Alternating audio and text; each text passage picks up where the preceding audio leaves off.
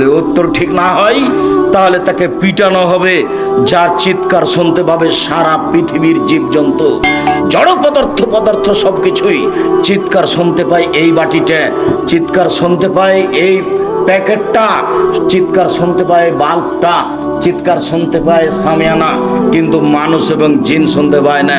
হাদিস বুখারী মুসলিম, এই কথাই মুহাম্মদ সাল্লাল্লাহু আলাইহি সাল্লাম বলেন। তার নাম কবর। কবর বলতে বাড়ির পিছন দিকে যে 2-2.5 হাত গর্ত করে মানুষকে ঢেকে দেওয়া হয়েছে তার নাম কবর নয়।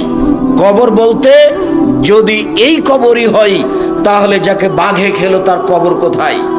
কবরস্থানে যে ঢেকে দিয়েছে তাকে, এর নাম কবর নয়। যদি এটাই কবর হয় তাহলে পানিতে ডুবে হারিয়ে গেল যে, তার কবর কোথায়? কবর যদি এটাই হয় তাহলে যে আগুনে জ্বলে ছাই হয়ে গেল তার কবর কোথায়? শুনুন, মানুষ মরার পর থেকে নিয়ে বিচারের দিন পর্যন্ত একটা সময়ের নাম কবর, এর নাম আলামে বারজাখ। একটা সময়ের নাম কবর। এই কবর থেকে আল্লাহ নবী দিন রাত পরিত্রাণ চাইতেন। কিয়ামতের মাঠ এর চেয়ে জটিল, কবর যত কঠিন কিয়ামতের মাঠ তার চেয়ে অনেক বেশি কঠিন। আল্লাহ রাসূল বলছেন কিয়ামতের মাঠে সূর্যটা মানুষের মাথার 1 মাইল উপরে হবে। অর্ধ হাত কথাটি মিথ্যে, 1 মাইল উপরে হবে। আর এই সূর্যের তাপে মানুষ ঘেমে যাবে, ঘাম এত বেশি হবে, মিনুম মায়াকুন ইলা কাবাইহে, কারো কারো ঘাম হবে টাকনো পর্যন্ত, মিনুম মায়াকুন ইলা রকবাতাইহে, কারো কারো ঘাম হবে হাঁটু পর্যন্ত, মিনুম মায়াকুন ইলা তারকাতিহি, কারো কারো ঘাম হবে নাক পর্যন্ত, গলা পর্যন্ত। আবার কেউ কেউ সাঁতার দিবে শরীরের ঘামে। আমি বুঝাতে অক্ষম কিয়ামতের মাঠ কত কঠিন। কবর যত কঠিন কিয়ামতের মাঠ তত কঠিন। আপনার বিচার যখন শুরু হবে তখনও নিজের পরিচয় দিবেন। আইনাল জাব্বার, আইনাল মুতাকাব্বির, স্বৈরাচারী, স্বেচ্ছাচারী, অহংকারী, বদ মেজাজের এক কথাই না মালিকুল আমলাক, আমি হচ্ছি রাজা ধীরাজ। কেউ কথা বলতে পারবে না, এরকম ক্ষমতা নিয়ে তিনি বিচার শুরু করবেন। কারো কথা বলার কোনো ক্ষমতা থাকবে না।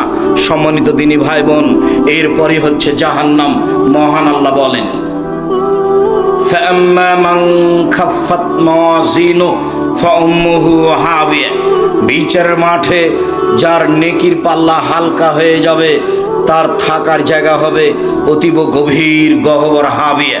ওমাদরাকা মাহিয়া, মুহাম্মদ সাল্লাল্লাহু আলাইহি সাল্লাম আপনি বলতে পারেন হাবিয়া জাহান্নামটি কি? আপনার কি তার পরিচয় জানা আছে?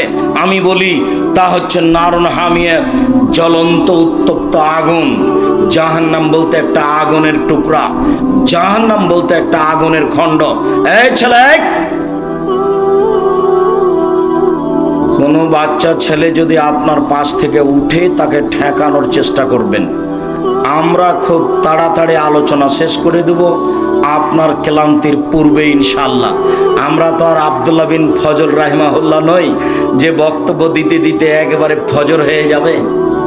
অত আমাদের কোরআন হাদিসও জানা নেই, অত আমরা বলতেও পারি না। এই যে একটা পর্যায়ে চলে এসেছি, কিছুক্ষণ পরে আমরা আলোচনা শেষ করে দেব। কাজে আপনি ধৈর্যের পরিচয় দিবেন। জাহান্নাম বলতে আগুনের টুকরা। মহান আল্লাহ বলেন, কাল্লা লায়ুম বাজান্না ফিল হোতামা, অবশ্যই তাকে চূর্ণ বিচূর্ণকারী হোতামা নামক জাহান্নামে নিক্ষেপ করা হবে। আমাদরা কামাল হোতামা, মুহাম্মদ সাল্লাল্লাহু আলাইহি সাল্লাম আপনি বলতে পারেন চূর্ণ বিচূর্ণকারী হোতা নামক জাহান্নামটি কি? আপনার কি তার পরিচয় জানা আছে? আমি বলি নারুল্লাহিল মুকাদা, তা হচ্ছে জ্বলন্ত উত্তপ্ত আগুন। এখনো আল্লাহ বলছেন জাহান্নাম বলতে একটা আগুনের টুকরা।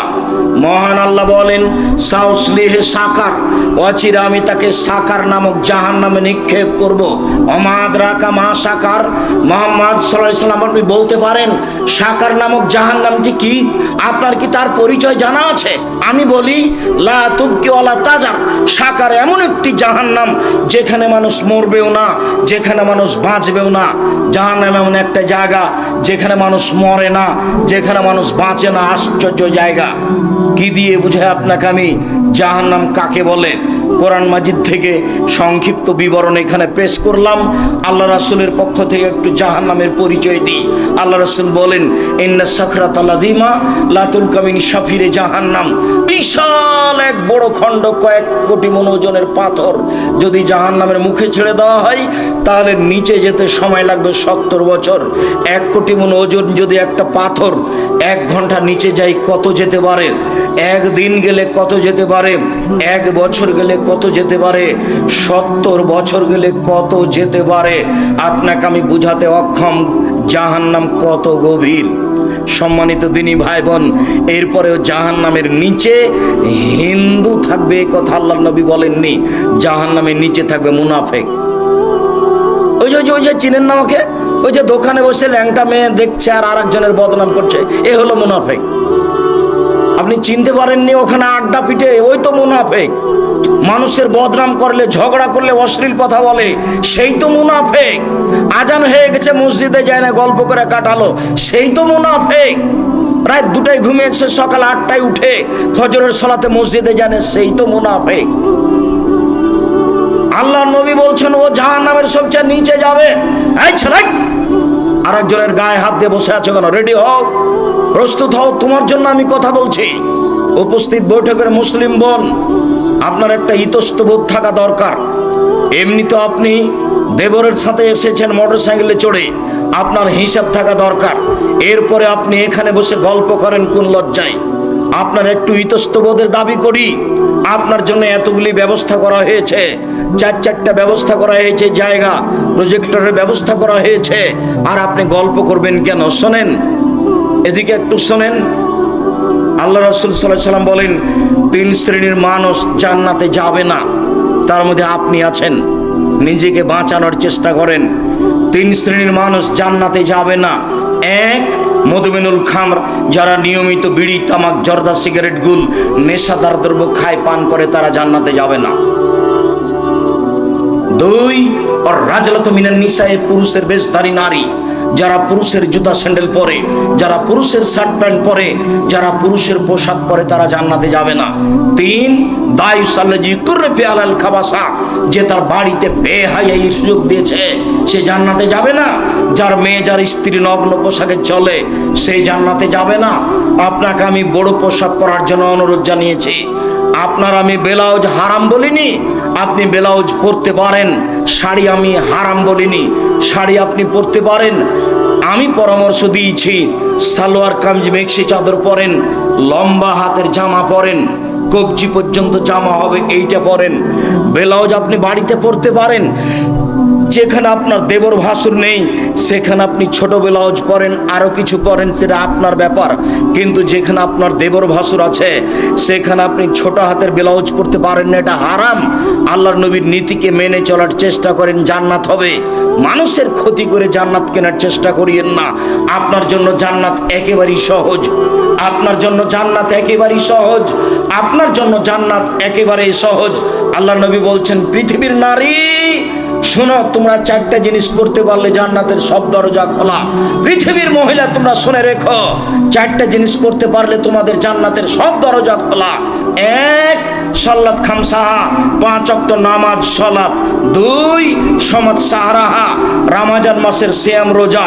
3, আতাত বালাহা, স্বামীকে মেনে চলা, তিতা লাগলেও, মিঠা লাগলেও, খারাপ লাগলেও, ভালো লাগলেও স্বামীকে মেনে চলতে হবে।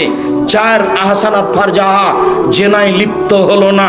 জেনায় লিপ্ত না হওয়া, এই 4টা কাজ আছে যার, জান্নাত আছে তার।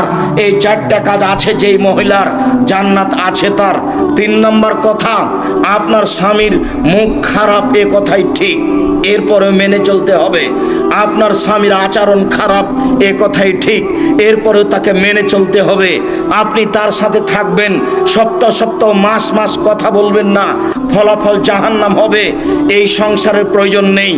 আপনি তাকেই মেনে চলুন। আমি আপনার দিনী ভাই, আমি পরামর্শ দিচ্ছি, একে বাদ দিয়ে অন্য জায়গায় কোনো সংসার করলে সেটা এর চেয়ে খারাপ হতে পারে। অতএব আমি আপনার দিনী ভাই হিসেবে আপনাকে পরামর্শ দিয়ে যাচ্ছি, আপনি এই স্বামীকে মেনে চলুন, জান্নাত হবে। অন্যথায় খোলা তালাক করে নেন, নিজেকেও বাঁচান, তাকেও বাঁচান।